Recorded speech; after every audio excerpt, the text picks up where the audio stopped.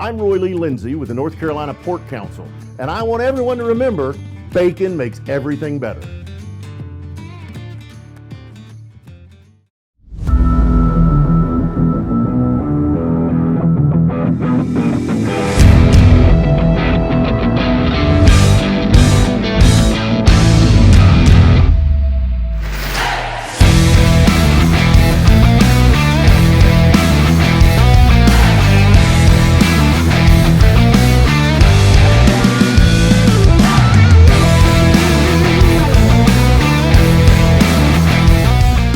Welcome, friends, to This Week in College Football with David Glenn, presented by the North Carolina Pork Council.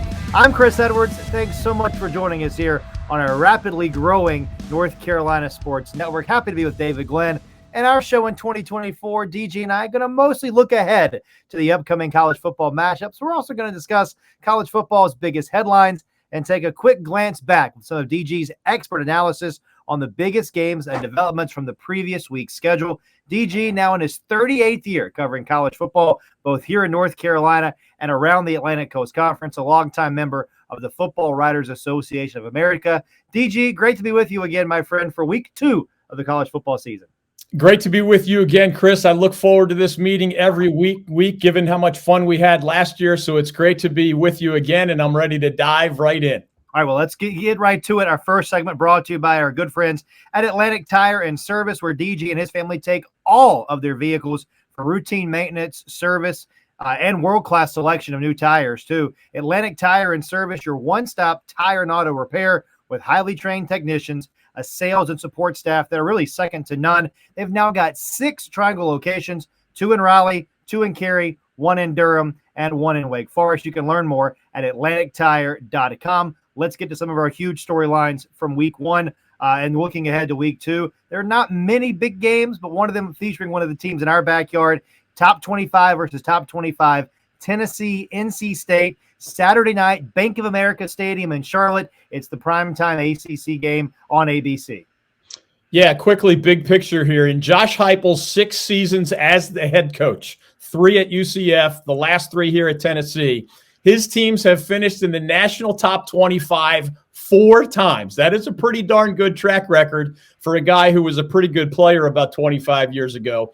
In comparison, this is Dave Doran's 12th season at NC State. He has 3 top 25 finishes in that time. So he has gotten the pack to that 8 or 9 win threshold 7 different times, but Coach Doran has not yet had the big breakthrough that the Pac fans have been looking for. This year, remember, State has trips later in the season to Clemson, to Cal, to Georgia Tech, to Carolina. But the home schedule is really manageable. So this game against the Volunteers in Charlotte probably will end up being one of the Pac's most difficult challenges of this entire season. For those who haven't watched them yet or pay much attention to the SEC, the Vols' best players include a running back named Dylan Sampson, a wideout and punt returner named Squirrel White. He's a little guy, and he can scat on you. An all-American defensive end named James Pierce Jr. You know this breaks my heart, Chris, but he is from Chambers High School in Charlotte, North Carolina, and he's lining up in the orange uniform for Tennessee on Saturday night in his hometown. I've been covering recruiting for 30-some years, and it breaks my heart when so many elite players end up playing for out-of-state schools. The Vols also have a really talented and experienced offensive line.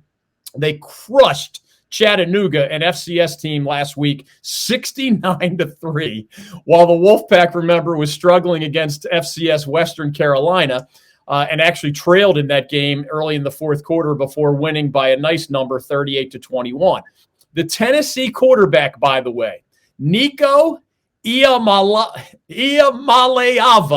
is easy for me to say, is a redshirt freshman who was a 5-star recruit from California. I just want to prepare folks for this. The guy, even while redshirting, did start the bowl game for Tennessee against Iowa last year and was the MVP. And he was about perfect last week while playing only the first half against that overmatched Chattanooga team. So the Vols are very talented, especially on offense. We're going to talk about the Wolfpack's new quarterback, Grayson McCall, the Coastal Carolina transfer, during our QB rankings a little bit later in today's show. But for now, I'll just say that the Pac's biggest challenge against Tennessee is going to be matching the Volunteers' size, strength, toughness, experience, and talent in the trenches. And I mean on both sides of the ball. That actually has been a strength of Dave Doran's teams during his decade plus in Raleigh. But I would not say that either the Wolfpack's offensive line or defensive line as a whole was great against Western Carolina. And that is at least a concern going into Saturday night in Charlotte. Last thing on this one, and the Wolfpack is the underdog.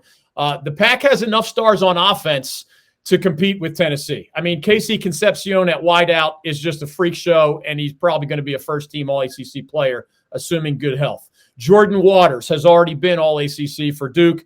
He looked good with 100-plus yards, and it wasn't even his best game against Western.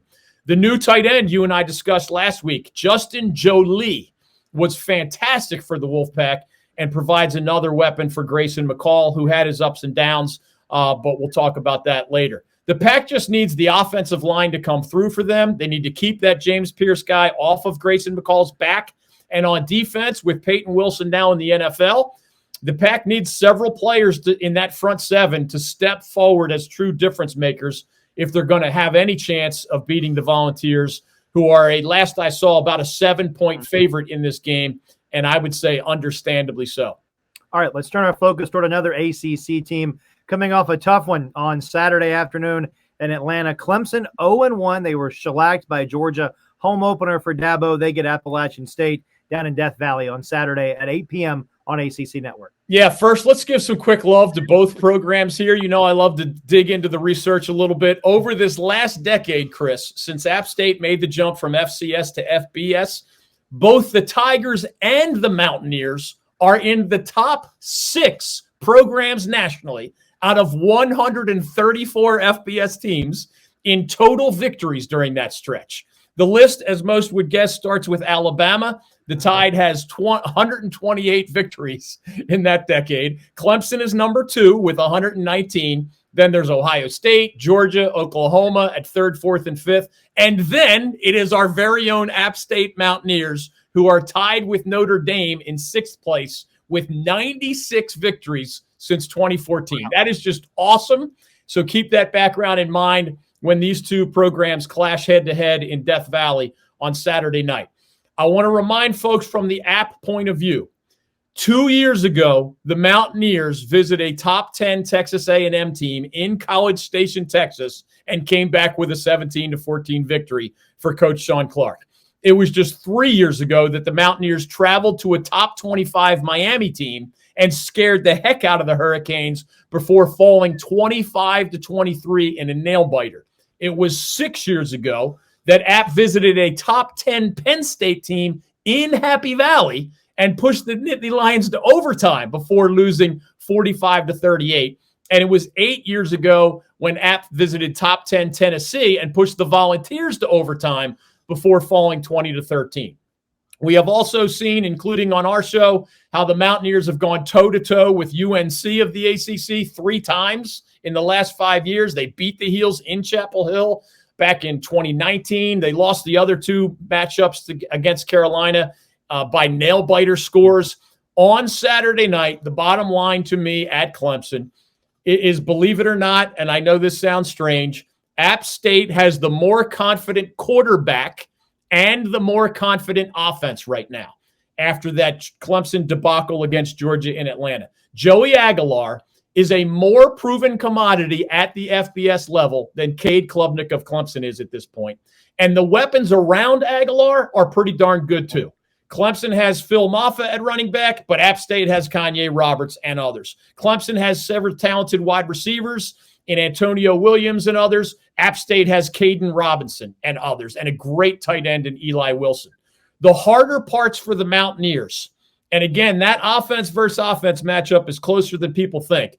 The harder parts for App will be their offensive line, keeping Clemson's very talented front seven off of Aguilar in what will obviously be a very loud, hostile environment at Death Valley.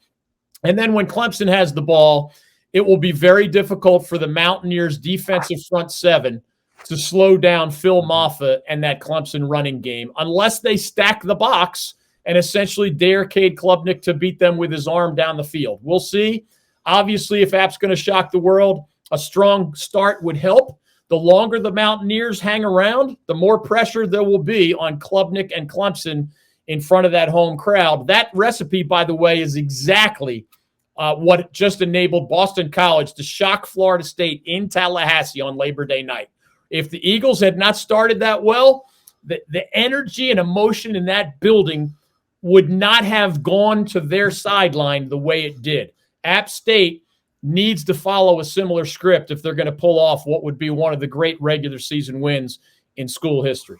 The third game we want to talk about here in this opening segment has some intrigue because the quarterback position, once again, at the University of North Carolina, very much in question after the season-ending injury to Max Johnson and that season opener against Minnesota. The Tar Heels home Saturday at 3:30 to welcome in-state foe Charlotte to Kenan Stadium.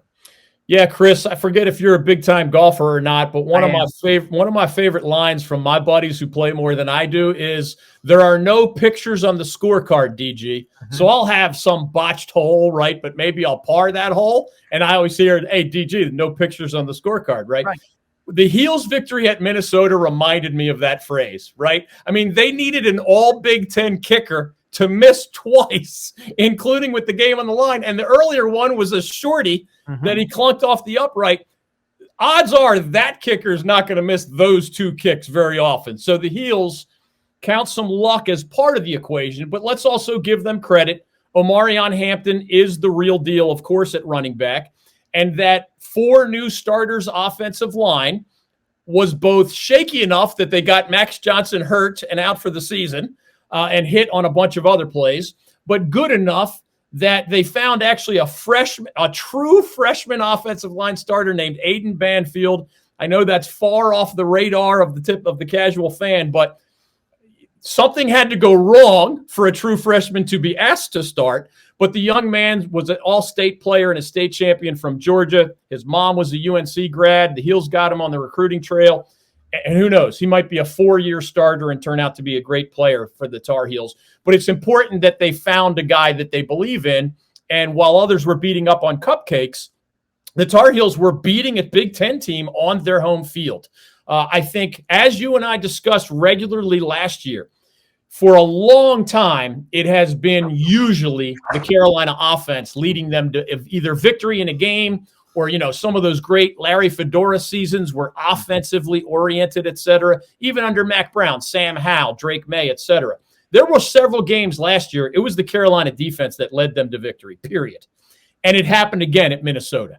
Noah Burnett was great with his 4 field goals. McGinnis was an excellent punter. Mac Brown's teams often let them down on special teams. They helped win that game at Minnesota.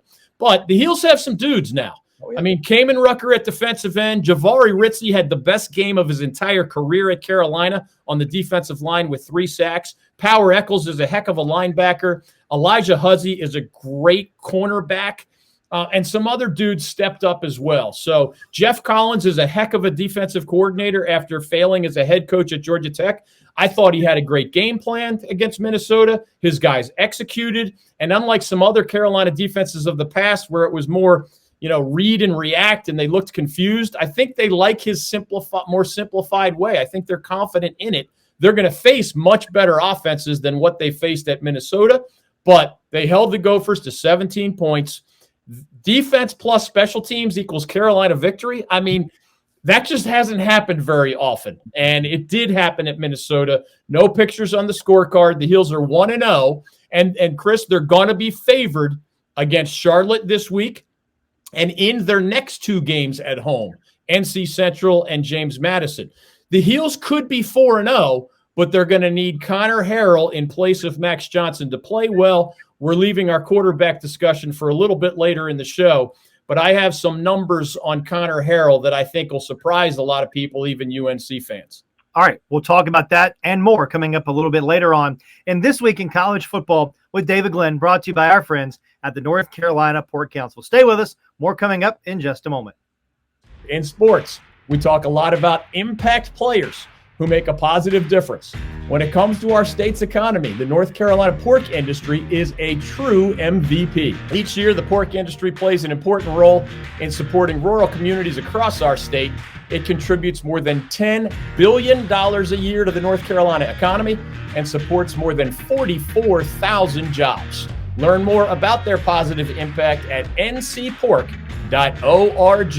The North Carolina Pork Council, the foundational partner of the North Carolina Sports Network. Welcome back to This Week in College Football with David Glenn, brought to you by our friends at the North Carolina Pork Council. Okay, DG, time for our ACC and National Week 2 look ahead. That's brought to you by our good friends at XL Moving and Storage, family-owned Allied Van Lines partner here in North Carolina with 25 years of award-winning experience that can help you with your move to North Carolina, within North Carolina, away from North Carolina, or even internationally, while you also can get assistance in storage needs. Learn more at excelms.com. That's XL Moving and Storage. There are only, believe it or not, DG, 2 top 25 versus top 25 matchups this week.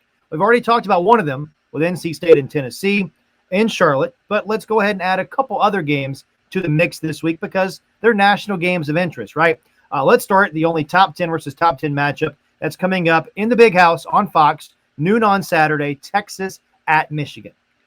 Yeah, Michigan was last year's national champion. Michigan has won 16 games in a row and is 41-3 in its last 44 games, which is just an incredible run. Michigan is also at home against Texas on Saturday afternoon, and the Wolverines have won 23 straight games at the Big House.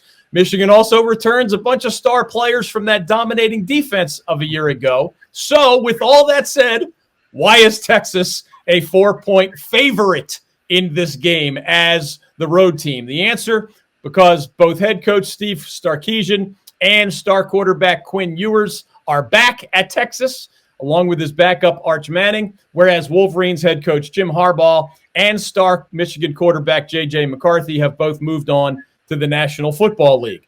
Michigan's new head coach, the promoted from within offensive coordinator Sharon Moore, has 9 new starters on his offense. So he's probably going to have to lean on that really talented and tough defense in this one. It probably won't be easy for Texas on the road, but I will take the Longhorns in this one because of the quarterback factor, because of the experience factor, and because Texas has more key players back from their own team that participated in that final season of the 4-team college football playoff a year ago. All right. How about this one? Under the lights on Friday night on the banks of the river out in Chicago, Manny Diaz and the Duke Blue Devils at Northwestern to take on the Wildcats. That's 9 o'clock Eastern Friday night on FS1. Yeah, we picked this one because I think Duke and Northwestern are both looking at this as a win if they're going to become a bowl-eligible team this year. Duke's picked in the bottom half of the ACC. Northwestern's picked in the bottom half of the Big Ten. But when you face each other, you're both kind of staring down one of those 6 wins or more that you need for bowl eligibility. In year one under Manny Diaz at Duke, the Blue Devils have very little margin for error if they're going to make a run at a bowl game. They took care of Elon last week as expected. And the Duke defense, remember, that is Manny Diaz's greatest area of expertise, just as it was under his predecessor in Durham, Mike Elko, who's now at Texas A&M. That Duke defense looked not good, but great in a 26-3 victory over the Phoenix. We bring up this game against Northwestern, who was picked 14th in that newly expanded 18-team Big Ten, because Duke does have a legitimate chance to start 4-0 if the Devils can steal this one as a 2 or 3 point underdog over the Wildcats on the road. We'll talk about Duke's new QB, Malik Murphy, the Texas transfer, a little bit later. But the biggest red flag for the Blue Devils against Elon was that they couldn't run the ball a lick. They just don't appear to have a very good offensive line. That almost always leads to inconsistent offensive football from week to week. I will be specifically watching how that storyline plays out against Northwestern of the Big Ten on Friday night, because it may be the key to the rest of Duke's season as well. All right, how about an all-ACC matchup here in week 2 of the season in Winston-Salem on Saturday night at 7. This is on ESPN2. A couple of 1-0 teams, Virginia at Wake Forest. Demon Deacons looking for another home win.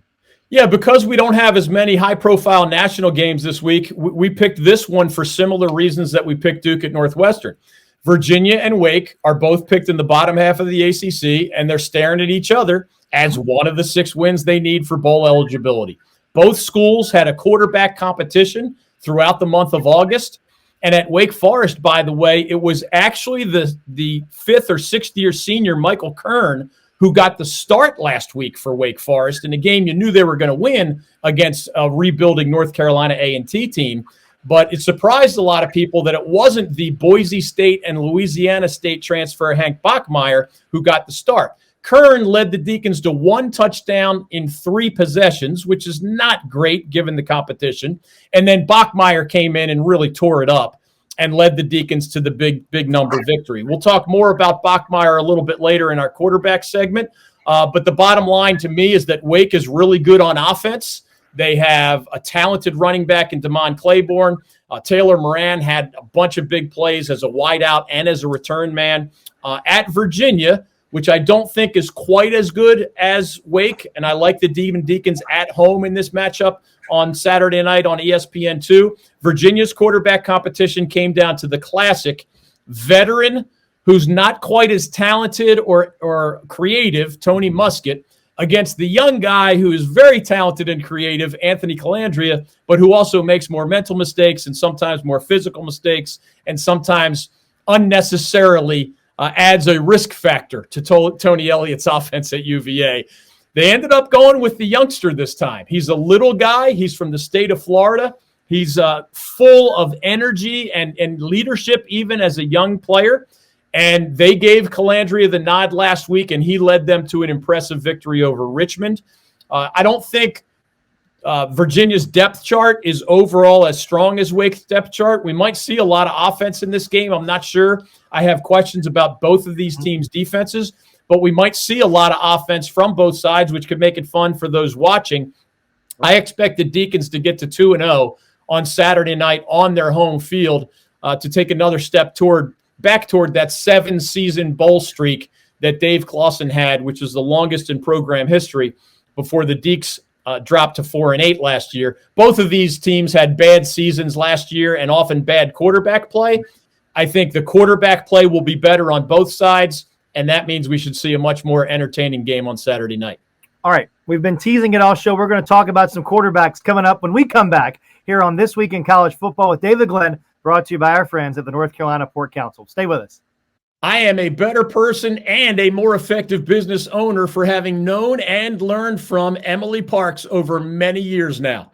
Emily's company, Organize for Success, helps multi-passionate business owners and executives bring harmony to all the layers of their lives, from work to side projects, from friends and family to hobbies, community, and beyond. With Emily's help, you too can make every minute matter. She helps you determine what earns your time and how to efficiently accomplish what matters. One of the many things I love about Emily is that she does not impose her will on her clients. She listens to them. That way she can better help them cultivate the lives they want to live. You can set up a complimentary call with Emily today by visiting organizeforsuccess.com. Welcome back to This Week in College Football with David Glenn, brought to you by our friends at the North Carolina Port Council. We've got a lot to get to. We're going to talk some quarterbacks here, DG.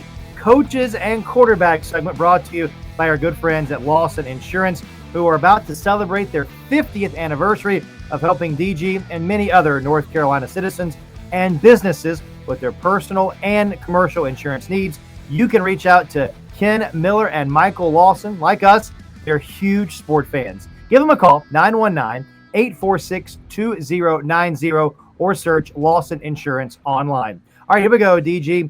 You give me a kind of a state of North Carolina quarterback power rankings. We'll go 1 through 7 here. We'll start with your number 1 pick and then work our way down the list. And you tell us what's important about these guys, what should we know, all the good stuff. All right, you ready? Ready to go. We're going to start with App State, preseason Sun Belt Offensive Player of the Year, Joey Aguilar. Yeah, Joey is a star, man. It's incredible that he wasn't even the Mountaineers opening day starter a year ago. Starter got hurt. Aguilar takes over. The rest is history. Joey threw a touchdown pass on his first ever FBS play after being a junior college star 1 year ago when he hit the talented wideout Caden Robinson for a 32-yard score. I mean, that's a heck of a start, right? This year, Aguilar threw an 83-yard touchdown pass to Christian Horn on the second offensive snap and his first pass of the 2024 season. By the way, he had 33 total touchdown passes last year, which ranked 5th nationally. That's out of 134 FBS team. Aguilar also set the App State school record with 3,757 passing yards and more than 4,000 yards of total offense a year ago. His 15 touchdown passes, by the way, that either tied the game or gave his team the lead were the most in the country in that slightly more obscure category last year. I don't know if App State's going to go to Clemson and shock the world at Death Valley by beating the Tigers, but if it doesn't happen, it won't be Joey Aguilar's fault. And if it does happen, I promise you he'll be front and center when it does. All right, next on your list is the Coastal Carolina transfer, Grayson McCall, 3-time Sun Belt Player of the Year, playing for Dave Doran's Wolfpack this season. Yeah, I understand why the Wolfpack fans in large numbers were frustrated by his debut against Western Carolina. What have people heard the most? 3-time Sun Belt Conference Player of the Year. What have they heard second most? 10,000 plus career passing yards. What else have they heard? 4-year starter, meaning this is his 5th season starting as a collegian now that he's been in Raleigh since January of this year. Given that backdrop, it felt like anything short of elite was going to lead to some howling at Carter Finley Stadium in that Western Carolina game. And Grayson McCall missed some early throws. There's no doubt about it. He was not nearly as accurate as he was earlier in his career. He looked a little nervous in front of the home fans. His timing was off with his new receivers a little bit. But in the end, he took only 1 sack. He threw 1 interception, but he threw for 300-plus yards and 3 touchdowns as well. He incorporated KC Concepcion the way any Wolfpack quarterback should and needs to. He got Justin Jolie, the UConn transfer that we told everybody last week was one of the best pass-catching tight ends in all of college football a year ago. He showed everybody why, in part because Grayson McCall found him. The final reminder there is that we mentioned on last week's show, Grayson's only mediocre season in those 4 years at Coastal was last season. So those astronomical numbers career-wise are real, but it's also real that he had only 10 touchdown passes against 6 interceptions while missing part of last year to injury and while not looking as comfortable in what was then a new offense to him. So trust in the guy's bigger body of work. I have him number 2 on this list for a lot of good reasons, because when you're that good for that long, usually after an adjustment period, and he won that game against Western Carolina with help from his friends with that big fourth quarter, after an adjustment period, you should expect to see better ball from Grayson McCall. I don't know if it'll be good enough to beat Tennessee on Saturday night in Charlotte, but I do think it's going to be good enough to make the Wolfpack a serious contender in the ACC this year. Number 3 on your list is Dave Clawson's quarterback at Wake Forest, Hank Bachmeier, the transfer from Louisiana Tech. Yeah, I mentioned earlier, Michael Kern started. I think that was a tip of the cap. When a guy puts 4 or 5, 6 years into a program and knows the offense better and longer for obvious reasons, you're going to give him a chance. And Kern had played even last year when the Wake quarterback position really became a disaster. So Kern starts, good but not great offense. Bachmeier's plugged in. In the end, what happened? He threw 3 touchdown passes in what turned out to be a 45-13 Wake victory over North Carolina A&T. 18 for 28, 263 yards. He's not really much of a runner, but he knows how to run that unusual run-pass option Wake offense. He looked comfortable in it against an inferior opponent. And given what he did previously at Boise State and as the starter last year at Louisiana Tech, which was not a very good team, he did not have a great supporting cast. He will have a much better offensive supporting cast at Wake this year, and that's why he's number 3 in our statewide quarterback rankings. Number 4 on your list is the newest Duke Blue Devil, the Texas transfer, Malik Murphy. Yeah, Malik, remember, is only a redshirt sophomore, and I think it's important for folks to remember that. just as many of these guys are learning a new offense, Malik is really only playing. That was his third college start. There are starting quarterbacks in the ACC this year that have 40 or more collegiate starts. So 3 pales in comparison, obviously. He's also not a runner, Malik Murphy. He's a big guy, 6'5", 230. The most important thing is that behind what I don't think is a great Duke offensive line, he turned the ball over only one time. It was an interception, but he threw for almost 300 yards. He completed roughly 2/3 of his passes, 26 for 40. He does have good wide receivers, but his challenge is going to be different than, say, for somebody like a Haynes King at Georgia Tech behind one of the ACC's best offensive lines, and a couple of other QBs have that benefit as well. I don't think Murphy's going to have that benefit in Durham this season. So against an Elon team that's not great overall, but is always well coached defensively under their head coach, Tony Trisciani, who's a defensive guy and a former defensive coordinator, I think those numbers by Malik Murphy against that well-coached FCS defense were a nice step in the right direction for a relatively inexperienced guy, and that's why he's number 4 on our list. Number 5 on our list is our first non-power conference quarterback, and that's the Missouri transfer Jake Garcia, who's playing for Mike Houston in East Carolina. Yeah, man. I think we mentioned on last week's show, I forget, I do a lot of shows, but this is his 8th school in 8 years. Did I hit you with that last week? Yeah. Okay. So it's his 3rd college in 4 years. He had attended 5 high schools in 4 years. But the important thing is he's finally gotten an opportunity as a college-level starter. Obviously, he was a prep star who put up huge numbers and was a 4-star recruit. That's why Miami signed him, and that's why the Missouri Tigers of the SEC were intrigued when he decided to transfer away from the Hurricanes. But he was a mixed bag because he would make great plays in practice and then really boneheaded plays in practice. And I guess the news from his opening game for East Carolina is a somewhat similar mixed bag, and it came against a very overmatched opponent in Norfolk State of the FCS level. What was the good news? Remember, last year ECU was 2-10 and had one of the worst offenses in all of college football. Not an exaggeration. They were a disaster at quarterback. They were a disaster across the offensive line. They fired their offensive coordinator. They have John David Baker now, who ran a couple of really successful Ole Miss offenses the last couple of years in the SEC. The result on the scoreboard was 42-3 ECU over Norfolk State. Even though there were ugly moments, and there were, that's an enormous step in the right direction. It might have taken ECU 3 games to put up 42 points with last year's offense. Jake Garcia threw for more than 300 yards. That wasn't going to happen last year at ECU. That's great news. Jake Garcia threw for 4 touchdown passes. That was not going to happen at ECU last year. That's great news. The young man clearly has talent. However, he threw 3 interceptions. He did complete roughly 2/3 of his passes, 23 for 36, 308 yards, but 4 TDs, great. 3 TDs, that's really bad. You can't turn the ball over that often. He also lost a fumble in that game. If you have 4 turnovers at the quarterback position to go with your 4 TD passes, that's the essence of mixed bag at Dowdy-Ficklin Stadium. The good news is they have talent at that position for the first time in a couple years. He just has to clean up the mistakes, get used to his new offensive skill position players. The line has to block better for him.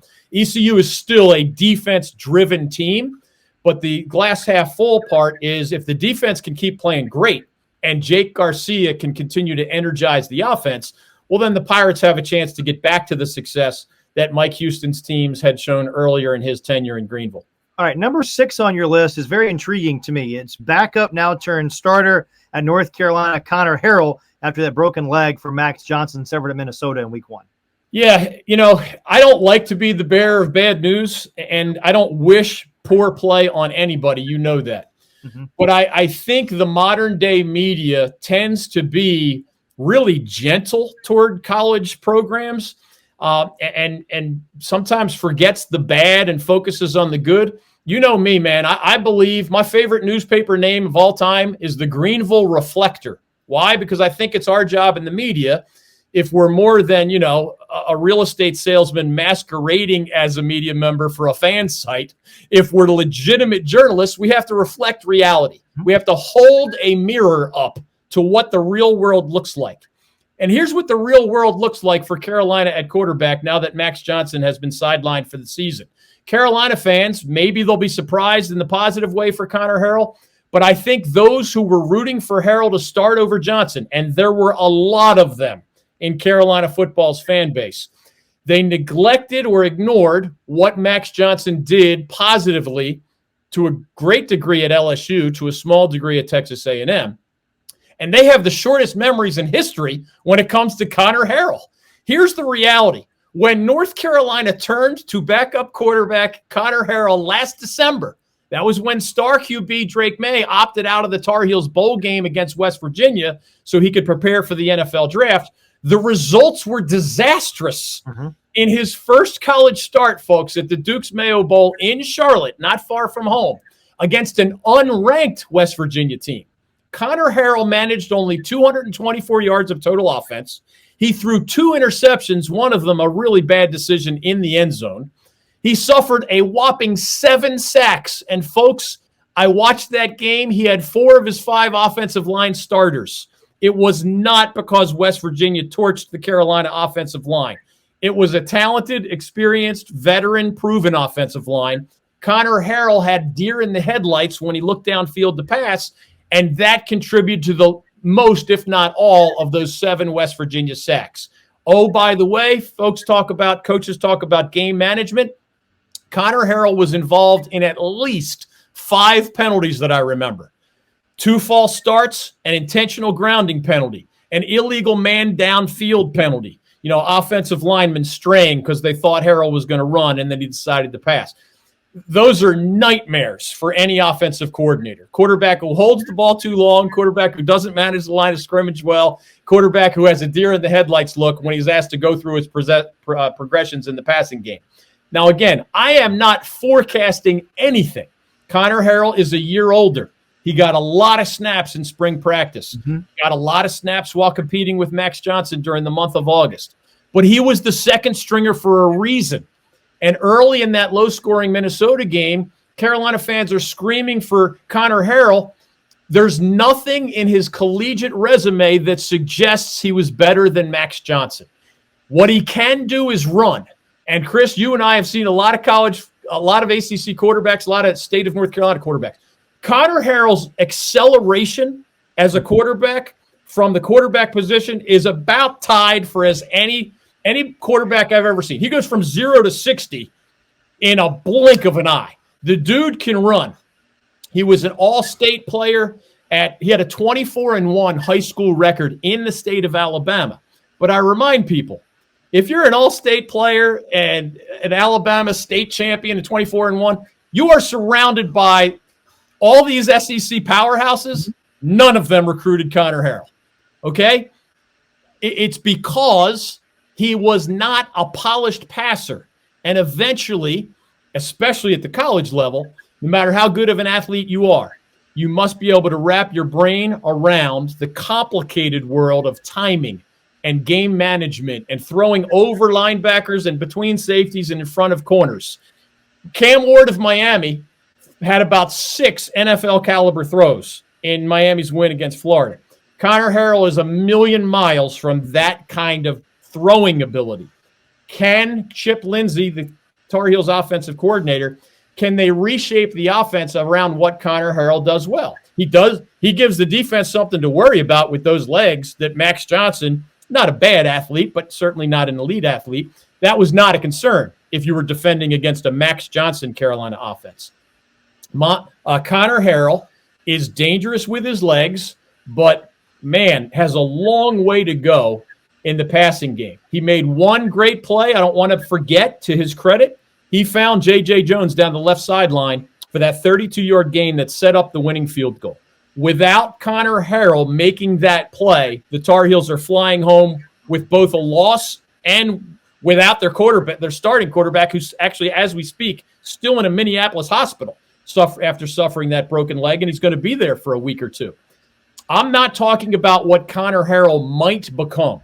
I'm saying the last time Carolina had to turn to him in an emergency, it was a train wreck, and it was a 30-10 loss against an unranked West Virginia team that also was missing some key players, just as the Tar Heels were missing some key players. So Connor Harrell's did not have the dream scenario at the Duke's Mayo Bowl. I don't want to imply that. He was missing all of his tight ends because of either injuries or transfers. He was missing one of his starting offensive linemen. He was missing Tez Walker, who opted out. But he did have the majority of his offensive supporting cast. And again, West Virginia was missing some dudes too on defense. The end result was ugly offensive football where the Tar Heels rarely ventured into Mountaineers territory in the entire second half, and they did not score a point in the entire second half. After West Virginia got an eye full of Connor Harrell in the first half, they didn't give up a point to that offense in the second half. Do I think Connor Harrell can lead the Tar Heels to victory here in these next few games? I do think they can. But Connor Harrell must make dramatic strides in his understanding of how college passing works for the Heels to be a good team once that 8-game regular season conference schedule starts. All right, let's look at our number 7 quarterback on your list at Charlotte, the Florida transfer, Max Brown. Yeah, he's a guy that was looking for an opportunity. This happens all the time. You know, the upside of transfers are that somebody gets a chance in a way maybe he never would have with the Florida Gators as a backup there. And somebody like Biff Poggi, who desperately needed a jolt for his offense, just as Mike Houston needed one for his at ECU, gets a talented athlete with a really high upside. Charlotte, unfortunately, laid another egg offensively in that loss to James Madison in week 1. I think the Tar Heels have a great chance to exploit that. It's as much about Max Brown's inexperience and lack of supporting cast as it is anything else. He has time to grow. He has room to grow. I don't know if he has enough pieces around him to grow the way Connor Harrell has Omarion Hampton behind him, has veteran receivers like J.J. Jones, has one of the more talented tight end rooms in the country because of John Copenhaver and Bryson Nesbitt. Whereas Connor Harrell's opportunity for growth as number 6 on our 7-man list is helped by the supporting cast. I don't see that supporting cast in Charlotte for Max Brown. So he's number 7. Again, we're not here to cast insults toward any college athletes, but my 1 through 7 is just an honest assessment of both what these guys have done in their pasts and how good they've looked so far in obviously this still very young season. All right, we've talked about all 7 of our FBS programs here in North Carolina. What other Week 2 games involving in-state teams here in the Old North State do you have your eye on over the next several days? Yeah, I'm excited for all the teams that haven't played yet, right? Some of the D2 teams haven't played until this week. I don't think anybody at the Division III level has played until this week. So, you know, the Guilfords and the Greensboros of the world, we have 5 Division III teams here in our state. We have more than a dozen D2 teams in our state. You and I focus overwhelmingly on the 7 FBS level teams and then sometimes the 7 FCS level teams. It is going to be fun, by the way, to see some of them playing each other this weekend. So of our 7 FCS level teams, we have Campbell at Western Carolina, which is a top 25 FCS team this year. They showed that even in the loss to NC State. And it's Elon at NC Central. So 4 of our 7 FCS teams go head-to-head this weekend. I just like when they get their moment in the sun, so to speak, and they get to, in the Catamounts case, have an appearance in the top 25, which has not happened very often in that program's history over the years. A lot of good football to be played in North Carolina, and a lot more for us coming up when we come back here on This Week in College Football with David Glenn on the North Carolina Sports Network, presented by our friends at the North Carolina Port Council. Stay with us. King Neptune Restaurant in Wrightsville Beach is the longest-running restaurant in New Hanover County. That's since 1947, and it recently was renovated to an impeccable degree by our good friends Jimmy Galeese and his amazing wife, Keaton. Their outstanding chefs offer fresh local seafood, salad options, and creative, tasty variations of pork, beef, and poultry dishes. King Neptune has always been a great choice for dinner and/or drinks, and now it's open for lunch and brunch too. Check out the lunch, brunch, and dinner menus at neptuneswb.com. That's Neptunes with an S, then WB for Wrightsville Beach. Again, the King Neptune restaurant website is neptuneswb.com. Welcome back to This Week in College Football with David Glenn, presented by the North Carolina Port Council, right here on the North Carolina Sports Network. I'm Chris Edwards. Great to be with DG, as always. And while the primary focus of our show this year is going to be kind of forward-looking, we're going to take a look back whenever we can in college football because, in part, DG, we got to find some intrigue and some unique observations, some historical perspective that you might have that we can't get anywhere else. So with that thought in mind, our quick glance back to week one, brought to you by our good friends at Jimmy's Bar in Wrightsville Beach. Jimmy's has a full bar, nightly drink specials, live music, 365 days a year. And right next door, King Neptune has become one of the best restaurants in the entire greater Wilmington area. You can keep up with Jimmy's on Facebook and learn more about King Neptune Restaurant at neptuneswb.com.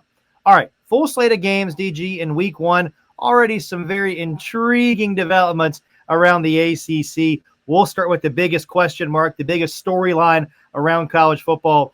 Florida State, preseason pick to win the ACC, number 10 nationally, slighted last year in the college football playoff. They go to Dublin, lay an egg at Georgia Tech. They come home. They play Boston College at Doak Campbell Stadium.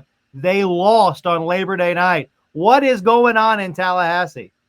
You know me, man. I always start with talent. I always start with the Jimmies and the Joes more than the X's and the O's. And here's my bottom line for the Seminoles after their 0-2 start. A year ago, when they were a transfer-laden team, those transfers were mostly and overwhelmingly proven commodities. A lot of people forget Jordan Travis was actually a transfer. He started his college career at Louisville. So there's your ACC Offensive Player of the Year, star transfer quarterback. DJ Uiagalelei has been good at times, including last year at Oregon State. He has never been great. He drove Clemson fans nuts for 2 years as the Tigers starter. And while good and improved at Oregon State, I wouldn't put as much stock in that breakthrough season given the caliber of Pac-12 defenses. So I think Mike Norvell knew he had less of a proven commodity in DJU at QB, but it's not just that. Last year, a guy like some of Johnny Wilson, their transfer wide receiver, Keon Coleman, another transfer wide receivers. These guys were stars at their previous schools. Their starting running back had been a star earlier in his career a year ago. This year, there's some intriguing transfers, but for example, at running back, they have a guy, Roydell Williams. He was an Alabama backup that they thought might be able to break through. They have several wide receivers who were backups at their previous schools or stuck on the depth chart, so to speak. The bottom line is fewer proven commodities. They're still hitting the transfer portal hard. They're still getting talented guys with some things on their resume. But it was a no-brainer that there's going to be a difference between elite at quarterback, running back, wide out, and good and intriguing at quarterback and running back and wide out. That part of the Seminoles' step back was more predictable, but the poor play of the offensive line, the mediocre play of the defensive line, that was harder to foresee, and that's why I certainly couldn't have predicted a comeback to earth. I thought was foreseeable. A crash back to earth and an 0-2 start against Georgia Tech and Boston College. I don't know anybody who predicted that, but those are some of the things that are going wrong at FSU right now. All right, you talk about the transfer portal. I imagine we'll hit on the portal here with Clemson, a team that was one of the other preseason favorites in the ACC. Not only did they just lose to top-ranked Georgia in Atlanta this past Saturday, they were pretty much shellacked, 34-3, never really in the game. And when you think about Clemson from 2015 to 2020 DG, 6 straight ACC titles, national top 10 every year, some national titles sprinkled in as well from 2016 and 2018. Really haven't been as good under Dabo Swinney in the last years. Your perspective on the Tigers? Yeah, one, everybody questions Dabo Swinney's reluctance to use the transfer portal. To me, that's a fair criticism. I like Dabo, respect Dabo, admire Dabo, have had this exact conversation eyeball to eyeball with Dabo, who is willing to answer these questions even though they grow to annoy him at times. I personally think that is an insane approach in modern college football to know in your heart that let's say 1/3, bordering on 1/2 of the very best college football players. And if you look at last year's all ACC offense, it was truly like 6 out of 12 were major college transfers. To know that it has become an enormous faucet of talent, and yet to resist going too far down that road, I think Dabo deserves that criticism. He'll remind us he tried to recruit some transfers, just didn't get them. You don't get all the transfers you want, just like you don't get all the high school prospects that you chase and offer scholarships to. They have other options, so sometimes they just pick somebody else. And he said that's why Clemson ended up with 0 transfers this year rather than a handful of transfers. But he doesn't deny wanting to build from within, wanting to maintain that culture of sign from the high school ranks, develop camaraderie among teammates, to develop under the same coaches, in the same systems, etc. And that criticism's not going to go away, nor should it, because it's not mere coincidence that the 3-year period where the Tigers have been good, anybody would want to average 10 wins a year. They've been good over these last 3 years, just not that previous 6-year stretch. It's not coincidence that the 3-year stretch came right after immediate transfer eligibility, creation of name, image, likeness, which allowed transfers to look around for different reasons. And obviously the transfer portal came along a little bit before that. Not mere coincidence. The other thing that's fair to question is Dabo Swinney too loyal to some of his favorite players. Pro Football Focus takes a very objective look at all ACC plays and all college football plays and then ranks players. They, not me, Pro Football Focus, which works with NFL players too, has Cade Klubnik as the number 11 ranked starting quarterback out of the 17 in the Atlantic Coast Conference. That's after watching every play on film and giving them some benefit of the doubt when it was a lineman's fault or a drop by a wide receiver. They're very good at isolating your performance as an individual player. They have them 11 out of 17. If you have the 11th best quarterback in a 17-team league, it's going to be hard to be great. You and I remember when Dabo was incredibly loyal to a guy named Kelly Bryant while the rest of the world was screaming that his backup was a better player. Trevor Lawrence and Deshaun Watson have come through Clemson. Eventually, it became clear to everybody that they were the go-to guys. Those are the two questions I think are fair to ask about Clemson, but I do think their situation is different than the one at FSU. The Seminoles are not only 0-2, they're 0-2 in conference play. It's going to be nearly impossible for them to make a run at a trip to the ACC title game. Clemson hasn't played an ACC game yet, so the Tigers shouldn't be counted out. And I don't blame anybody who thinks they're still among the favorites to end up in Charlotte in that ACC title game. All right, DG. So they're both struggling right now, as you've pointed out, right? So who's got the best chance outside of these two, the other 15 teams, to make the ACC championship game this year? I have to give you a one-word answer, Miami, and you know I'm going to elaborate. But this is year 3 with the Hurricanes for head coach Mario Cristobal. He's a Miami alum who had a couple of really good seasons as the head coach of the Oregon Ducks, including a 12-1 record with a top 5 national finish back in 2019. And thanks in part to the transfer portal and now back-to-back top 10 recruiting classes from the high school ranks, this actually should be one of the best teams of their 21 years now as an ACC member. The Canes have not had a single ACC football title, as we often mention, and they have not had a single top 10 national finish. This is a 5-time national championship program that won one just a few years before joining the ACC. The ACC title part could change this year, although there's obviously a long way to go. Why did we have the Canes up there among the other contenders in our preseason rankings? Well, they went into the swamp last week and showed some of the reasons why. They absolutely annihilated Florida 41-17. We are not sure how good or not the Gators are this year, but you had to like how new quarterback Cam Ward, the Washington State transfer who was voted preseason ACC Player of the Year, went into that hostile environment as a 5th-year college player. This is his 5th year as a starter in college football. And he absolutely oozed with confidence, made a bunch of NFL-caliber throws, minimized his mistakes, and ended up throwing for 385 yards and 3 touchdowns. The Canes are loaded at wide receiver with Xavier Restrepo, Jacoby George, Isaiah Horton, and others. Their starting tight end, Elijah Arroyo, is a 4th-year guy who looked outstanding against Florida after battling a bunch of injuries earlier in his career in Coral Gables. The Canes have several running backs they like, led by an all Pac-12 transfer from Oregon State, Damian Martinez, and others. They have one of the better offensive lines in the ACC. On defense, the Tennessee transfer, Tyler Barron, and the Marshall transfer, Elijah Alston, both had really good debuts against Florida at defensive end after the Canes lost their star at defensive end, Reuben Bain Jr., to an injury early in that Florida game. He may miss a couple more weeks. At linebacker, Kiko Maui Noah is a returning All-ACC guy. And at safety, they have a fifth-year senior transfer from the Washington Huskies, Misha L. Powell. He had a great game against the Gators, and the Hurricanes have an outstanding, proven elite kicker in Andres Borregales.